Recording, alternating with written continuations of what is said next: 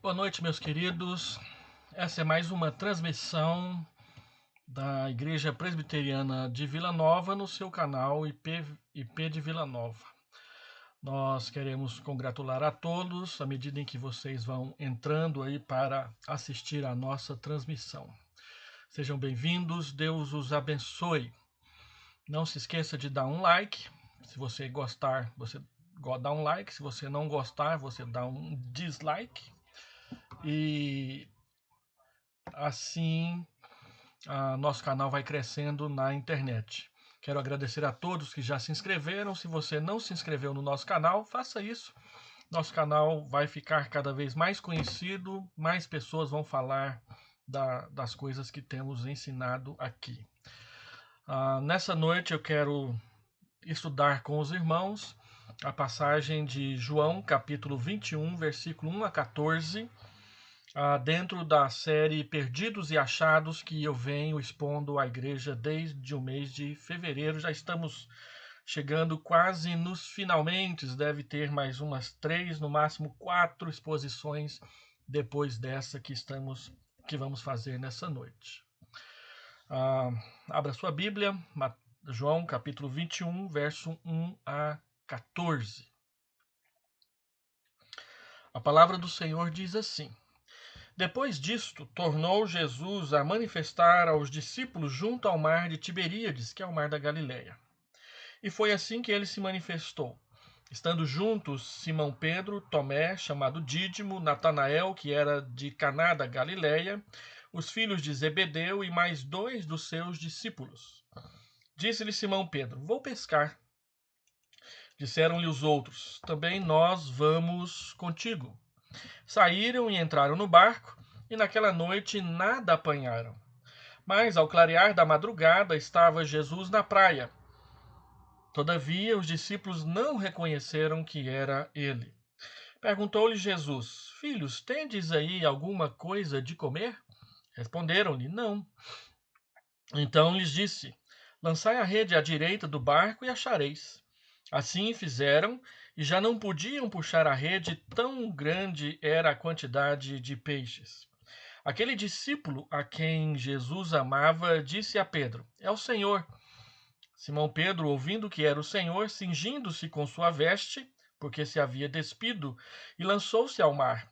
Mas os outros discípulos vieram no barquinho puxando a rede com os peixes, porque não estavam distantes da terra senão quase 200 côvados.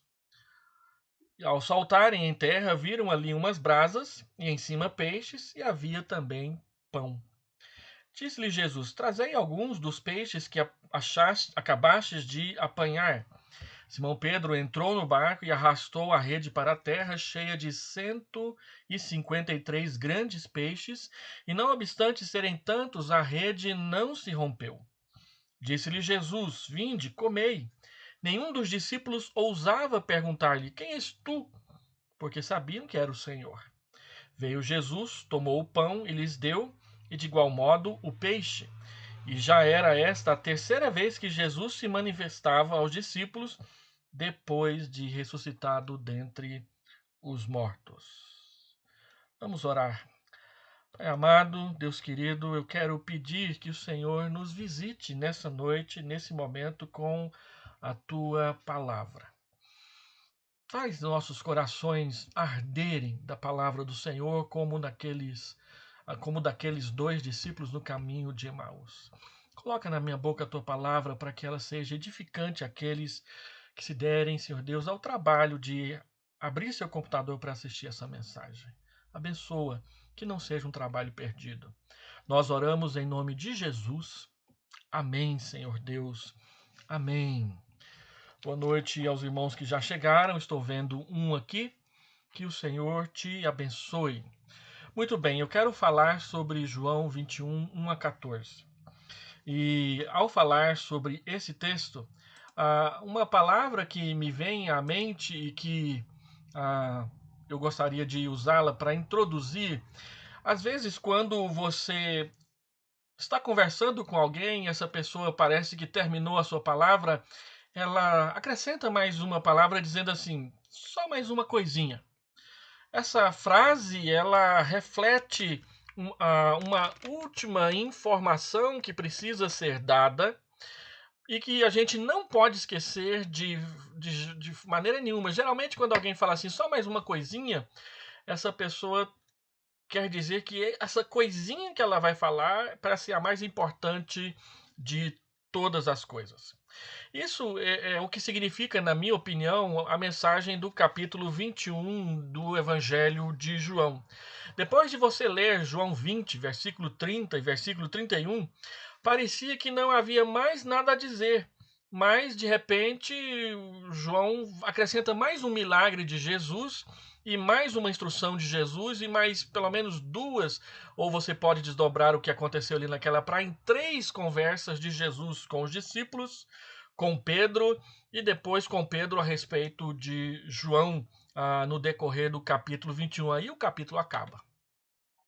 Os eventos que precedem e que sucedem a ressurreição de Cristo são marcados por perguntas que precisam de respostas. Primeiro, são perguntas feitas ou dirigidas a quem e por quem está perdido e precisa da salvação e precisa de direção para a sua vida. Segundo, são perguntas restauradoras feitas pelo próprio Senhor Jesus aos seus discípulos, que estão desesperançados, desesperançosos quanto ao seu futuro diante da morte do Senhor Jesus. Após a ressurreição, Cristo sai como aquele pastor da parábola que reúne novamente as suas ovelhas, pastoreando-as nas suas dúvidas, nos seus medos, curando nos seus pecados, nas suas hesitações, na sua própria incredulidade a respeito do próprio evento em si da ressurreição dos mortos, que agora o Senhor Jesus experimenta e passa a compartilhar com os seus discípulos. Na verdade, João usa essa dinâmica em todo o seu evangelho para mostrar, em 1,12, por exemplo, que os seus não receberam, mas os que o receberam foram feitos filhos de Deus. Muitos não receberam e permaneceram na perdição, mas aqueles que o receberam foram feitos filhos de Deus. É a mensagem do versículo 12 do capítulo 1. As perguntas de Jesus nos evangelhos após a sua ressurreição, elas são cruciais, porque estabelecem mudanças. São perguntas pastorais que visam restaurar a segurança, a aceitação e o perdão de Deus nas suas vidas. São perguntas que visam fortalecer a fé dos discípulos de Cristo.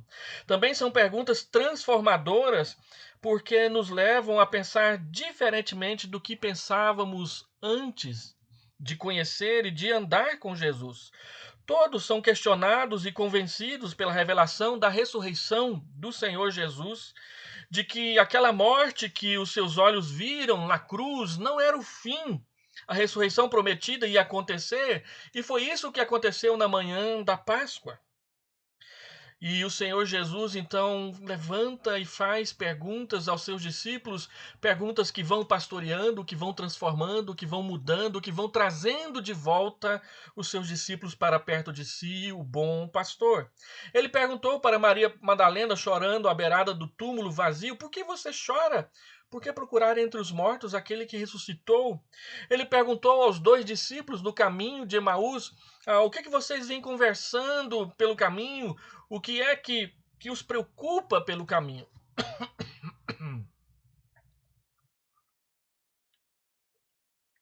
E eles respondem entristecidos, usando verbos no passado, que parecia que eles esperavam que alguém tinha dito que Jesus ressuscitou, mas ninguém tinha visto nada.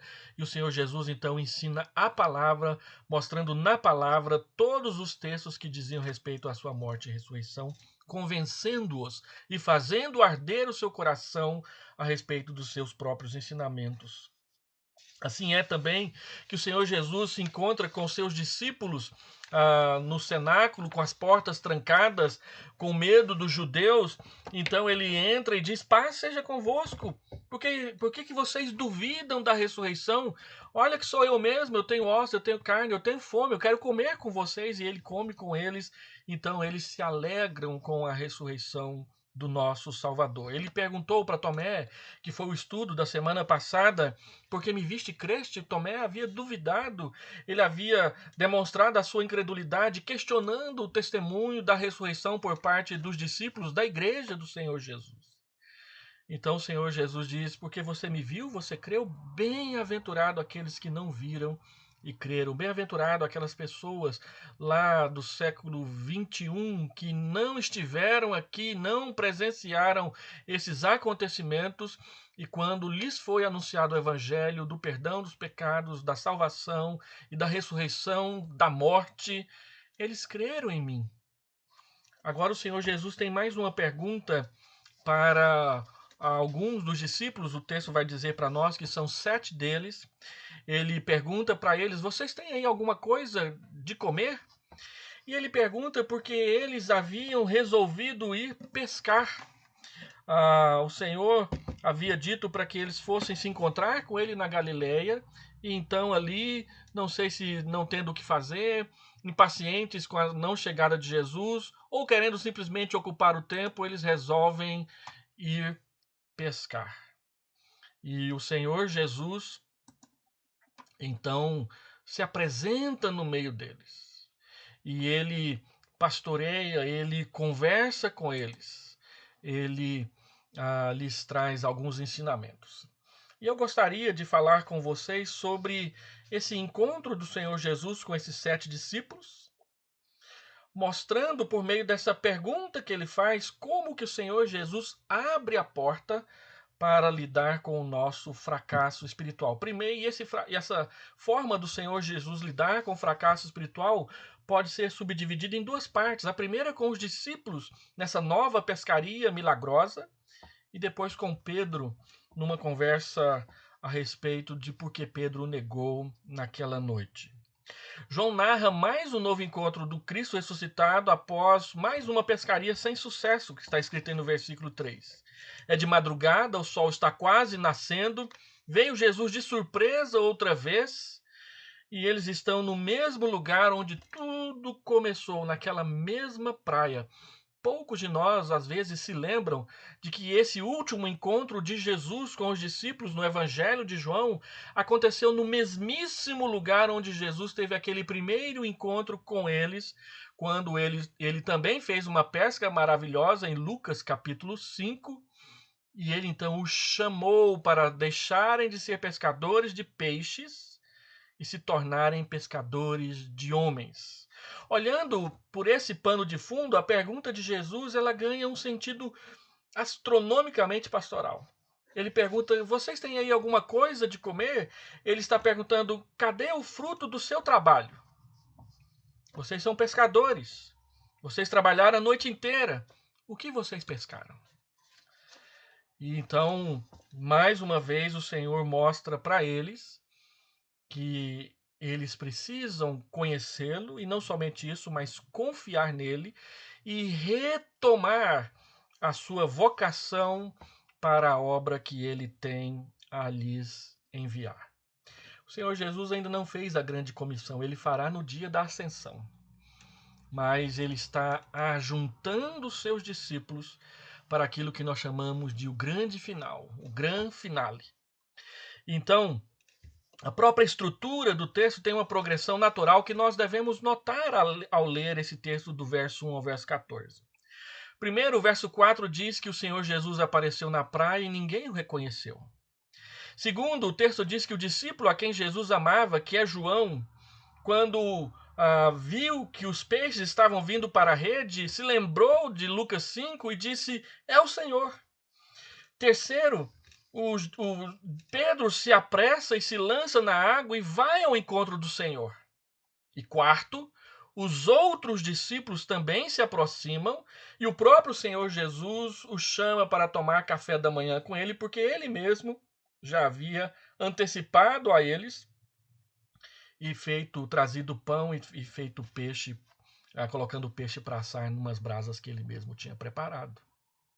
Então nós vemos aqui, Jesus chega e ninguém o reconhece, João o reconhece, Pedro vai a seu encontro e os outros discípulos vêm, e o texto termina dizendo: ninguém ousava perguntar quem ele era, quem és tu, porque todos sabiam que era o Senhor. E essa frase de João, todos sabiam que era o Senhor, é o ponto alto dessa primeira parte dessa conversa restauradora de Jesus com seus discípulos. O versículo 7 deixa claro para nós que após o milagre, esses 7 discípulos reconheceram e eles disseram: é o Senhor. O milagre os despertou, sabiam que só ele podia fazer daquele jeito, como já fizera no passado, 3 anos e meio antes. Nesse mesmo lugar, nessa mesma praia, talvez nesse mesmo barco que eles estão utilizando para pescar outra vez. João deixa claro aos seus leitores que o propósito do seu evangelho estava assim cumprido. Pois o propósito do evangelho é que as pessoas soubessem quem era Jesus. E agora eles dizem com a própria boca, nas próprias mentes, é o Senhor quem está nessa praia. Os discípulos já podiam responder à pergunta: quem é Jesus? Ele é o Senhor, ele é o Cristo. Nenhum deles sequer ousava duvidar disso naquele momento. Jesus oferece um café da manhã à beira do lago, porque o Mar da Galileia é um lago de água doce, não um mar de água salgada. Mas ele queria mesmo era falar com Pedro. E isso fica para o próximo parágrafo. Esse texto e o próximo que nós vamos meditar, se Deus quiser, na próxima semana, eles têm como objetivo nos ensinar a tratar com os nossos fracassos espirituais, quando nós percebemos que diante de Deus nós falhamos. Não é quando Deus nos acusa, é quando a nossa própria mente, o nosso próprio coração nos acusa diante de Deus por causa da culpa. Nós não sabemos lidar com a culpa. Deus sabe lidar com a culpa e Ele nos ensina a fazer. Quando nossas culpas nos levam a beber o nosso fracasso e não viver uma nova dimensão ou um novo momento na nossa fé com Cristo, Cristo vem ao nosso socorro e Ele nos ensina a lidar com os nossos fracassos espirituais e Ele sempre começa pelo perdão. Então, baseado em 3 frases desse texto, vamos observar como Jesus faz isso. Primeiro, verso 3, os discípulos estão junto ao mar de Tiberíades e o Senhor Jesus se manifestou. Simão Pedro, Tomé, chamado Dídimo, Natanael, que era da Galileia, os filhos de Zebedeu, João e Tiago, e mais 2 dos seus discípulos, que o texto não nos diz o seu nome. Então Pedro, estando com eles lá, disse: vou pescar. E eles foram pescar, e lá na pescaria, o Senhor Jesus se manifesta onde e para onde eles foram, aplicando a nós. Jesus se manifesta onde estamos e para onde vamos, no meio daquilo que nós vamos fazer. Nós temos aqui, diante dos nossos olhos, uma repetição da experiência de Lucas 5. O registro dos atos de Cristo é para crermos nele e termos vida no seu nome.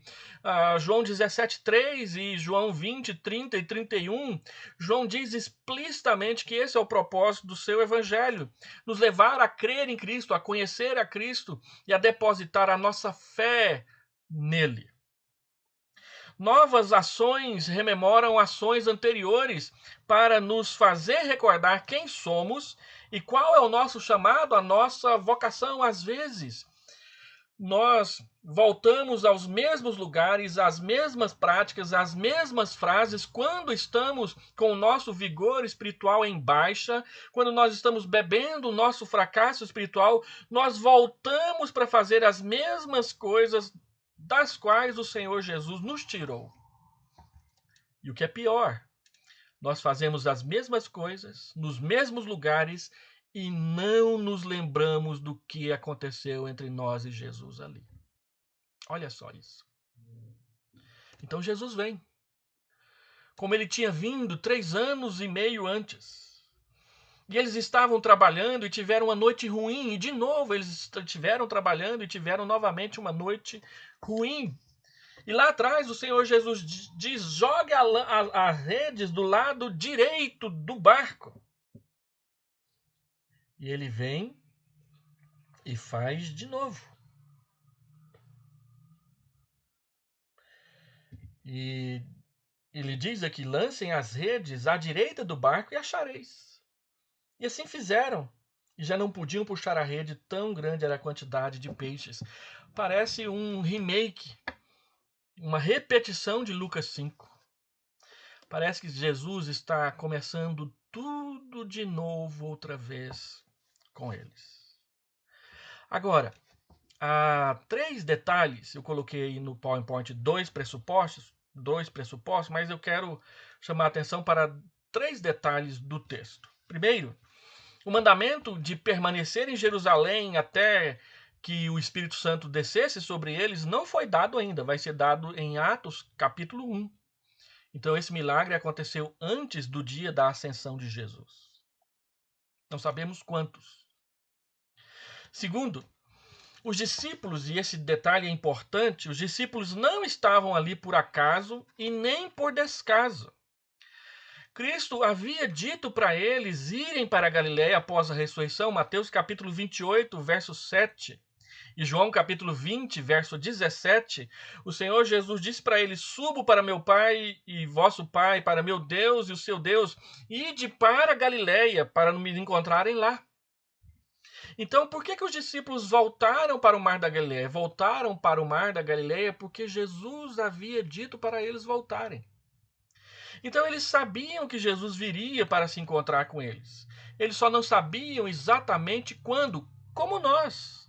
E aqui nós temos um texto que nos leva a pensar um pouco sobre a segunda vinda de Jesus e nos ensina um pouco sobre isso. Nós sabemos que ele virá, ele nos deu tarefa para fazermos enquanto isso, mas nós, então, não sabendo lidar com isso, voltamos a fazer as mesmas coisas que fazíamos antes. E eles estavam ali, não era por preguiça, não é porque não tinham o que fazer, não é porque estavam desobedecendo a ordem de Jesus, não. Eles estavam ali no Mar da Galiléia porque Jesus havia dito para eles irem para lá. E eles foram, obedientemente. E a terceira questão é: e Pedro?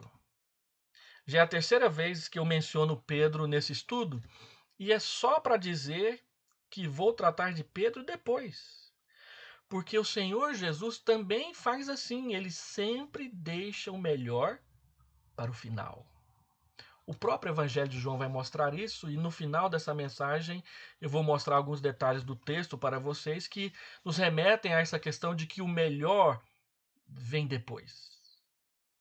Então a conversa com Pedro, que é um dos pontos altos do Evangelho, inclusive para nós, e que é fantástico de como Deus nos ensina a lidar com os nossos fracassos, vai ficar para a semana que vem. Então, um outro ponto do texto: quem põe a mão no arado não pode voltar atrás. Não importa se estavam matando tempo enquanto esperavam Jesus chegar. Não importa, importa menos ainda o equívoco de achar que estavam abandonando tudo e voltando à pescaria antiga. Não é bem essa a conotação que o texto dá para nós. Eles não estavam voltando definitivamente para a velha profissão de pescadores. Eles estavam pescando enquanto Jesus não chega. E é esse o ponto. Muitas vezes nós resolvemos fazer coisas enquanto Jesus não chega, que não são as coisas que ele mandou a gente fazer enquanto ele não chega. Parece sutil, mas faz muita diferença. O que realmente importa é quem Deus nos fez ser depois de o conhecermos, de conhecermos Jesus Cristo. Agora somos pescadores de homens para Deus. Redes pescavam peixes vivos, diferente do anzol, que além de machucar, poderia matar o peixe. Mas o Senhor Jesus diz que agora eles não são mais pescadores de peixes vivos, eles são pescadores de homens vivos para a glória de Deus. Então ele diz: vou pescar. Eu vou pescar enquanto Jesus não vem. E enquanto eu estou pescando, Jesus chega. Segundo lugar, então o Senhor Jesus faz a pergunta que é o ponto principal dessa mensagem: vocês têm algo para a gente comer? O que vocês têm para a gente comer? Vocês têm aí com vocês alguma coisa para a gente comer? Versículo 5. Jesus se manifesta, então, para mostrar que sem ele nada podemos fazer. Ele disse isso literalmente, João capítulo 15, versículo 5. Uma pergunta que tem algo mais a dizer, aquela só mais uma coisinha. As perguntas de Cristo, elas são simples. Vocês têm alguma coisa para comer? Quer algo mais simples do que isso? Quando você está com fome, chega diante de gente que está trabalhando para pegar peixe para vender para as outras pessoas comerem? Vocês têm aí peixe para eu comer? Vocês têm aí o fruto da sua pescaria, o fruto do seu trabalho? E eles disseram: não temos, hoje não deu nada. Eles foram chamados para ser pescadores de homens, não mais pescadores de peixes. E é isso que o Senhor Jesus quer mostrar. Olha, não é peixes mais, são homens. É uma nova comissão, é a grande comissão. A pergunta do Senhor Jesus, então, expõe o fracasso dos discípulos. Quais são os frutos do nosso trabalho sem a presença de Jesus conosco? Os mesmos frutos de Lucas 5. Nada. Trabalhar a noite inteira, ficar cansado, querer voltar para casa e descansar e não ter o que oferecer para Deus. Voltar a fazer o que fazíamos antes de conhecer a Cristo é a mais pura confissão do nosso fracasso espiritual. Como discípulos, eles tinham aprendido com Jesus o que deveriam fazer e como fazê-lo, mas eles não estavam fazendo nada disso ainda. Eles não estavam testemunhando a ressurreição, eles estavam pescando peixes. A pergunta de Jesus abre espaço para o pastoreio de Cristo. Então ele diz: lancem a rede do lado direito. E os peixes simplesmente vêm para dentro da rede. E os peixes eram muitos e eram grandes, que dá um bom assado. Essa semana eu visitei um parente meu e ele estava pescando. Nós fomos lá na chácara onde ele mora, estava morando. Eles estavam pescando enquanto a gente estava ali conversando na beira do lago, um lago muito bonito, muito bacana. Eu não pego em vara de pescar, não sei porquê, mas eu não pego. E então, enquanto estávamos pescando, o seu neto pescou um peixe pequenininho assim, ó. E eu me lembro que a Edneia falou assim: você não vai. Será que você não pesca um peixe grande? Na hora que ela falou isso, veio um peixe maiorzinho assim, que dava para fazer um cozinhado até legal. Pescou bem na hora. E a gente ficou surpreso com aquilo. Foi o que Jesus fez. É claro que não foi Edneia que fez milagre nenhum ali, não tem nada a ver.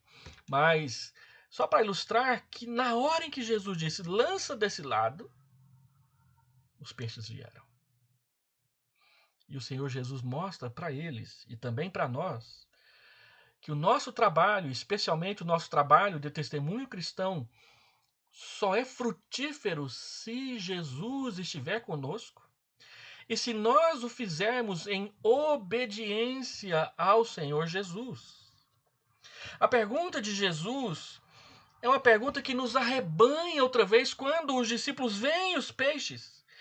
Eles se lembram com isso que é Jesus que está ali perto deles. Tragam os peixes que vocês acabaram de apanhar. O Senhor Jesus valoriza o nosso trabalho e nos permite participar do café da manhã que Ele está preparando para nós. Eles trouxeram os peixes, mas Jesus já os recebe com o seu café da manhã bem encaminhado. E onde que ele arrumou peixe? Vai saber. Ele sabe. E ele tinha peixe na brasa e pão para eles comerem naquela manhã em que eles não tinham pescado nada e já estavam cansados. Meus irmãos, não importa o que fizermos, Cristo sempre estará adiante de nós. Quando trouxermos peixes, ele já terá peixes. Quando trouxermos pão, ele já terá pão. Quando trouxermos fogo, ele já acendeu fogo. E isso não pode fugir da nossa mente, do nosso jeito de ser cristão, nunca, jamais, em tempo algum. O Senhor Jesus é como aquele provérbio popular: enquanto você está trazendo milho, eu já fiz o fubá. Enquanto você já está trazendo o fubá, eu já assei o bolo. Enquanto você está trazendo o milho, eu já fiz a pamonha, e Goiás é uma terra maravilhosa.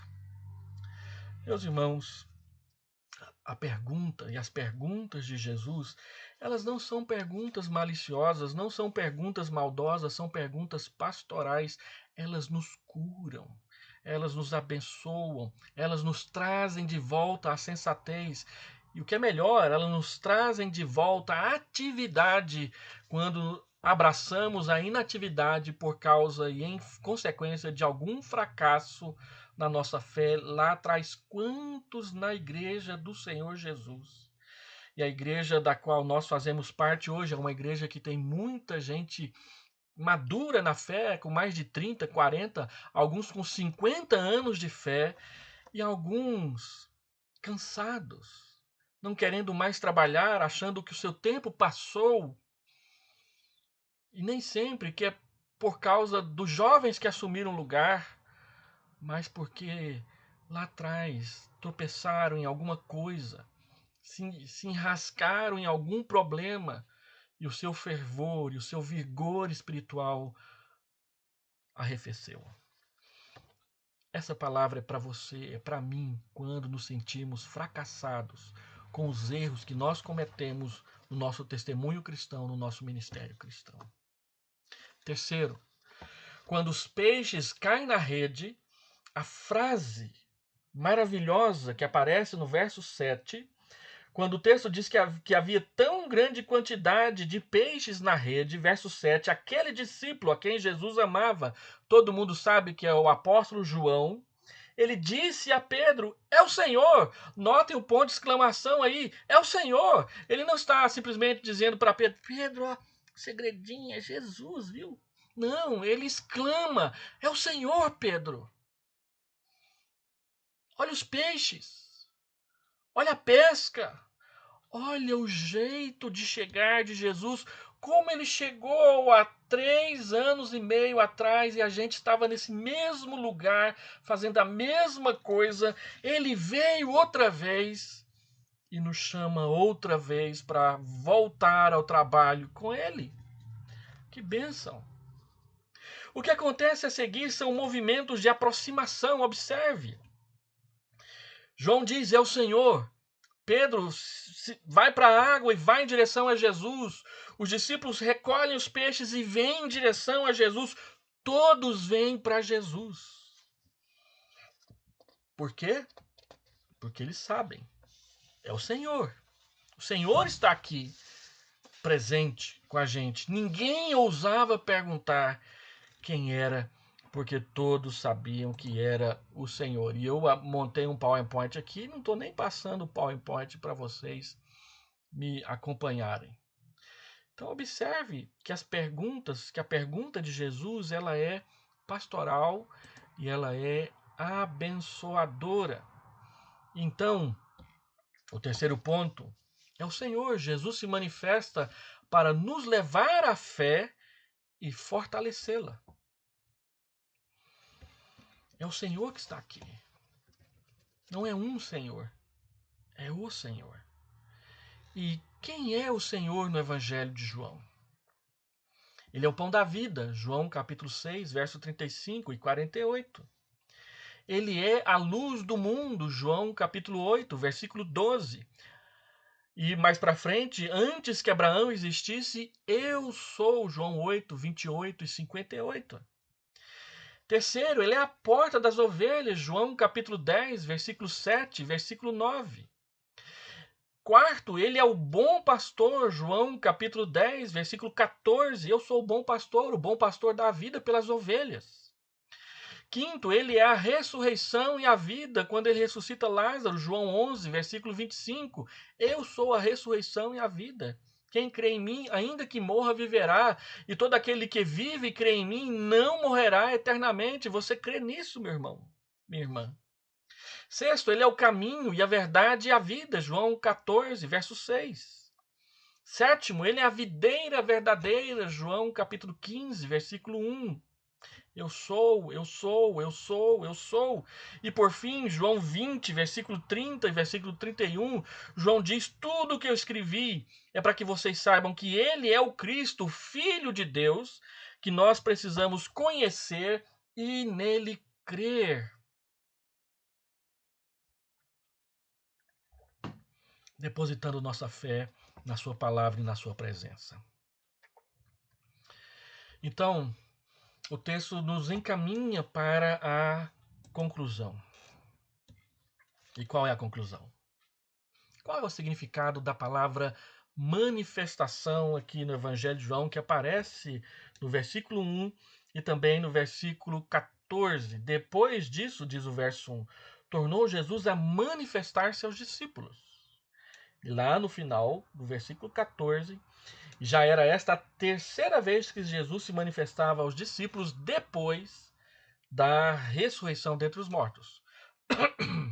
Observe que no Evangelho de João, a palavra manifestação aplicada a Cristo e ao Espírito, ela tem duplo sentido. Primeiro, ela tem a ver com a manifestação física de Jesus após a ressurreição, e esse é o sentido aqui no capítulo 21, porque Jesus se manifesta fisicamente aos seus discípulos, inclusive comendo e bebendo com eles. A ressurreição de Jesus, ela é real, ela é verdadeira, ela é física. É esse o testemunho do cristianismo ao mundo. Jesus ressuscitou. Mas também no Evangelho de João, a palavra manifestação tem a ver com o sentido de manifestação espiritual. João 14, João 16, Jesus diz que quando ele for para o Pai, ele se manifestará a nós, e ele se manifestará a nós como? Pelo Espírito Santo, que vai habitar nos crentes. Logo, embora essa manifestação seja real e verdadeira, ela já não será mais física, como aconteceu aqui nesse milagre na beira do Mar da Galileia. Jesus se manifesta a nós, mas não fisicamente. Se manifesta a nós espiritualmente por meio da ação do Espírito Santo nas nossas vidas e no contexto ao redor de nós para nos conduzir a lembrar a palavra de Cristo, a glorificar a Cristo e a servir a Cristo, o nosso Senhor. Isso é importante. O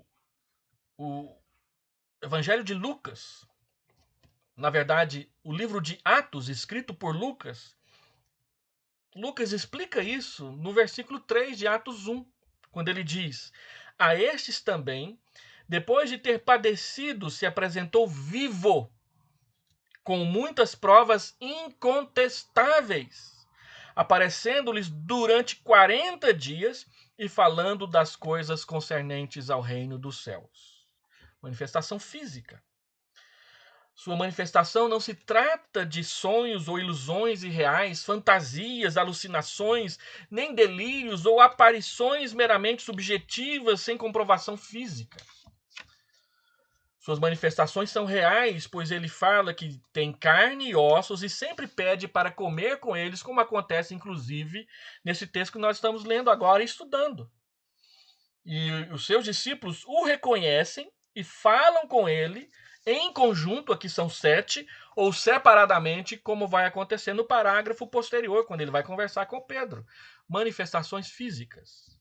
Não se trata de um evento criado fantasiosamente, mas fatos históricos mensuráveis, medidos, catalogáveis.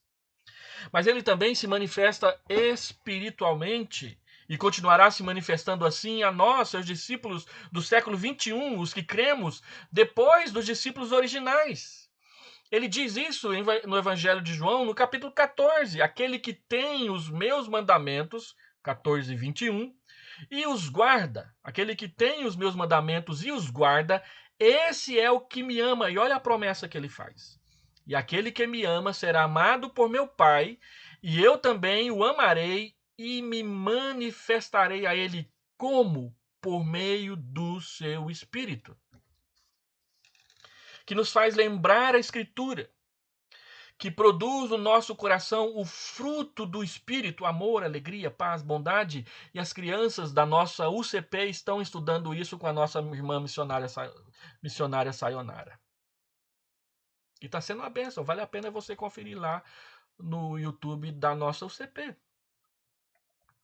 Mas também ele nos capacita com dons para nós servirmos uns aos outros na sua alegria e no seu pastoreio cotidiano para as nossas vidas. Por que ele faz assim? Ele faz assim, ou para que ele faz assim? Para provar o seu poder e o seu amor por nós. Um outro fato importante é que após a sua ressurreição, ele somente se manifesta aos seus discípulos, nunca mais aos seus inimigos. Só aos discípulos. Aqueles que creem nele, ou para levá-los a crer nele. Quem fracassou, essa é a lição que nós aprendemos, pode refazer-se na presença de Cristo. Cristo mesmo é quem nos arrebanha novamente, ele é o nosso pastor, o supremo pastor. Ele perdoa os nossos pecados, ele cura as nossas feridas, ele nos restaura uma vida ministerial e frutífera para a sua glória e para a nossa alegria e para a nossa cura da alma. Desde o começo do Evangelho de João, ele deseja nos mostrar que Cristo veio para nos dar uma nova vida, que não somente nos humaniza, como também nos redime para Deus. Então, vale a pena você repassar os 8 milagres que Jesus faz no Evangelho de João, são 8, que João chama de sinais. É interessante João chamar os milagres de Jesus no seu Evangelho de sinais. Quando ele chama de sinal, é porque não é simplesmente um milagre que cura e abençoa aquela pessoa que o recebeu, mas que também nos ensina lições e ensinamentos preciosos para nós aprendermos a andar com Jesus na sua presença.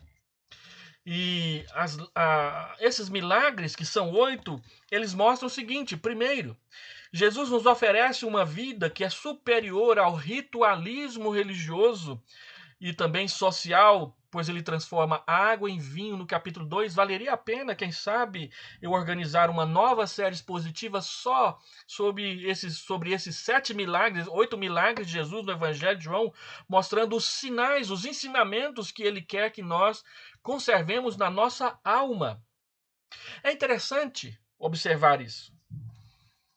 Jesus faz a água virar vinho, e aí o cozinheiro-chefe diz: mas você guardou o melhor vinho para o final, quando o costume é servir melhor o primeiro. Então, quando as pessoas vão ficando bêbadas, já não faz diferença entre gosto, então isso serve o inferior. Mas você não, você serviu o inferior primeiro e deixou o melhor para o final. A vida cristã é assim, o melhor está por vir. O mundo oferece o melhor primeiro e depois piora. E assim com os nossos pecados, o adultério, ele oferece o prazer da conquista, do amor pelo outro, pelo que não te pertence, e enquanto isso lhe faz bem, mas então você adultera, comete o pecado, e aí vem o casamento que se arruína, a briga com a esposa, o divórcio, a separação, a perca da guarda dos filhos, o empobrecimento financeiro, porque todo mundo que se divorcia empobrece. O melhor vem primeiro, o prazer pecaminoso, mas o pior vem depois, a mentira e a morte. Na vida cristã, nós passamos pela tribulação primeiro e depois a bênção eterna. O melhor está por vir. E é isso que o Evangelho de João nos ensina com seus milagres. Segundo, Jesus nos oferece uma vida que nos leva da enfermidade para a plena saúde, pois ele cura o filho de um nobre. Jesus cura, sim, muita gente de enfermidade. Nós cremos nisso e oramos para que isso aconteça. Terceiro, Jesus nos oferece uma vida que nos redime da incapacidade impotente para a força. Um homem ficou 38 anos ao lado de uma piscina e não foi curado. Então Jesus vem e simplesmente o cura num só ato. Impotência transformada em força. Outros levavam vantagem sobre ele. Agora ele nem precisa mais disso, pois Jesus o curou.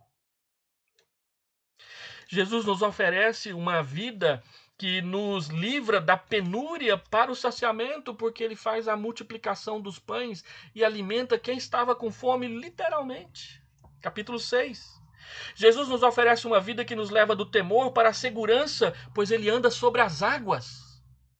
Jesus nos oferece uma vida que nos livra das trevas para a luz. Ele cura um cego de nascença, alguém que nasceu cego.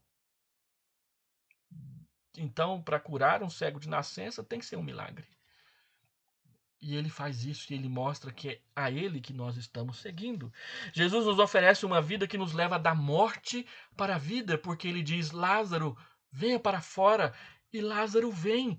No último dia ele virá e nos chamará para fora. Ele dirá: Hélio, venha para fora. Ele dirá para os meus pais, para os meus avós. Ele dirá para os seus pais, para os seus avós, para os seus esposos que já faleceram, para os seus filhos que já faleceram na fé. Ele dirá: vem para fora, e eles virão para viver eternamente com Jesus. E por último, Jesus nos oferece uma vida que nos levanta do fracasso para a plena realização. Vocês têm alguma coisa para comer? Não temos. Então lancem à direita. E eles pegaram 153 grandes peixes. Meus irmãos, Deus quer abençoar o ministério da nossa igreja. Não porque somos presbiterianos, menos ainda porque nos achamos melhores do que os outros, porque não somos e nem nos achamos. Mas ele quer abençoar a vida daquela igreja que confia e crê nele e o segue. É isso que temos que fazer, seguir Jesus. Ele vai para frente e a gente vai para frente com ele. Deixa eu fazer algumas aplicações, estou terminando esse estudo que está ficando longo, eu sei. Eu estou falando para irmãos que em algum momento de suas vidas tiveram fracassos espirituais e que talvez ainda os carregue consigo hoje. 3 aplicações. Primeiro, aprenda que nossos fracassos podem nos atrasar um pouco, mas não nos tiram nem do caminho e nem da missão. A vida da igreja é caracterizada por períodos de avanços e retrocessos, de apatia e confusão, seguida de fortalecimento espiritual, de fragilidade moral e espiritual e de reavivamentos. Cada igreja pode experimentar isso. A nossa igreja pode experimentar isso. No livro O Peregrino, de John Bunyan, o cristão recebe um rolo para entregar na entrada do portão celestial. E ele então se deita para descansar. Enquanto lia o rolo, ele adormeceu. Esse rolo é uma figura da Bíblia. E então ele deixou o rolo cair e ele acordou desesperado porque estava atrasado. E foi quando chegou lá no portão, no meio do caminho, ele se lembrou: e o livro, o rolo? Eu tenho que entregar o rolo. E ele teve que voltar a caminhada de um dia inteiro até achar o rolo lá debaixo da árvore onde ele tinha adormecido. Ele voltou, ele perdeu tempo, mas ele se atrasou, mas ele não perdeu a sua vocação. Ele volta, pega o livro, vai até o portão, entrega o livro e entra para a promessa da cidade eterna. Leia O Peregrino, vale a pena. Nós achamos que nossos fracassos nos desqualificam porque não sabemos o que é arrependimento e como praticá-lo. Então Cristo vem a nós e nos diz o que fazer, como fazer e para que fazer. Vamos ouvi-lo. Nossos fracassos podem nos atrasar um pouco, mas não nos tiram da caminhada e nem da missão. Segundo, Cristo está presente conosco todos os dias como nos prometeu. Ele veio, ele estava lá de novo, outra vez. João 21 é a prova de que Cristo ressurreto, de que o Cristo ressurreto mantém vivo o seu interesse pela igreja, por nós. E que tanto o seu poder e o seu amor por nós não diminuem nunca, jamais. Nós somos apenas trabalhadores ou operários no mundo em confusão, procurando garantir sustento e ganhar riquezas. Deixa eu melhorar essa frase. Nós não somos apenas trabalhadores ou operários no mundo em confusão, procurando garantir sustento e ganhar riquezas. Nós somos pescadores de homens e mulheres para Jesus. Então nós usamos da medicina, da engenharia, do ser dono de restaurante ou trabalhar nesse restaurante, de ser pastor, de ser evangelista, de ser secretária, de ser pedreiro, de ser advogado. Nós usamos dessas profissões para pescar homens e mulheres para Jesus, para a glória dele. Cristo está conosco sempre. Esse é o ponto crucial. Nós servimos a um Deus que está presente, mas nem sempre o notamos chegar. E ele chega, ele vem, ele fala, ele age com a gente. E isso nos lembra de Moisés, de Josué, de Gideão e Jeremias. Deus disse para Moisés: eu vou com você. Moisés disse: eu sou pesado de língua. E Deus diz: não importa, eu vou com você. Talvez você diz: não sei testemunhar, pastor. E Deus diz: não importa, eu vou com você. Eu achava que não sabia testemunhar, e um dia Deus queimou o meu coração e disse: eu vou lá na casa do meu amigo Sebastião. E eu fui lá e falei de Jesus para ele. E hoje a gente troca conversas pela internet. Aquele homem entregou a sua vida para Jesus, apesar de mim e dos meus medos. Josué talvez estivesse inseguro diante da missão, e Deus vem e diz para ele: olha, como eu fui com Moisés, eu serei com você. Gideão, ele está cheio de medo e covardia diante dos midianitas, e Deus diz: vai lá, homem valente, eu vou com você.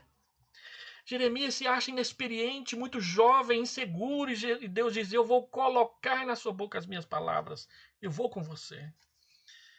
A todos eles Deus diz: eu sou contigo, eu estou com você. E ele diz para nós, Mateus capítulo 28, verso 18 a 20, eis que estou convosco todos os dias até a consumação do século. Em terceiro e último lugar, saber quem Cristo é significa maturidade cristã. Quando Cristo se manifesta e nós o reconhecemos, e ele continua se manifestando na sua igreja, quando ele o faz e nós o reconhecemos, nós nem sequer ousamos perguntar, pois sabemos que é o Senhor. Ficamos saciados, estamos seguros, pois somos lembrados e sabemos quem somos a partir dele. Então o que você vai fazer depois? Você pode desistir, esperar Cristo chegar ou tentar voltar a ser como era antes? Pode até tentar voltar a pescar peixes? Ou você pode voltar a pescar homens e mulheres para Jesus? Deixa eu terminar com uma experiência que Deus me permitiu viver no início do meu ministério, quando eu tinha 4 anos de pastorado, há 26 anos atrás. Nós resolvemos fazer um encontro na nossa igreja em Uruaçu. Nossa mocidade tinha 12 jovens. E nós éramos uma das igrejas mais fracas financeiramente do presbitério. Resolvemos fazer. Então nós convidamos 20 igrejas, querendo alcançar 200 pessoas para participar conosco. No final das contas, nós tivemos 382 pessoas com a gente, de apenas 6 igrejas diferentes. Aquele encontro era muito mais do que a gente dava conta de fazer e administrar. O local que nós arrumamos para hospedar as pessoas ficou pequeno e nós tivemos que ir improvisando coisas. Eu coloquei pessoas para dormir num paiol, olha só. Ficamos a tarde toda limpando aquele paiol, foi um horror. Mas o encontro foi uma bênção. Marcou nossas vidas, dos pregadores, dos membros das igrejas que foram. Até hoje, pessoas me mandam e-mails e mensagens dizendo: eu estava lá, pastor, eu me lembro. Era um jovem naquela época. Hoje sou um presbítero, coisas desse tipo. E me tocou muito o testemunho da presidente da mocidade. O encontro terminou no domingo, dia 19 de agosto. 20 de agosto, aliás. E no dia 21 de agosto, ela acordou de manhã e foi para o trabalho. E ela disse para mim: pastor, eu estava andando na rua. E eu estava pensando em como foi bom o encontro. Então eu parei no meio da rua. E eu disse para mim mesma: aconteceu. E foi Deus. E foi bom. Aconteceu. E foi Deus. E foi bom. Vamos orar. Deus visita cada uma das pessoas que estão assistindo esse vídeo agora. E visita aqueles que assistirão inteiro depois. Que a tua graça, que a tua bondade, que o teu amor restaurador encontre essas pessoas e graciosamente as restaure na sua fé. Em nome de Jesus. Meu querido, minha querida, Deus te abençoe. Eu estou vendo seus nomes aqui, não vou mencionar agora, mas deixa aí o seu like se você gostou. Que Deus te abençoe. Compartilhe com seus amigos o link dessa nossa mensagem no WhatsApp, no Facebook, no Instagram, onde você achar apropriado. Que Deus te abençoe. Descanse em paz nessa noite.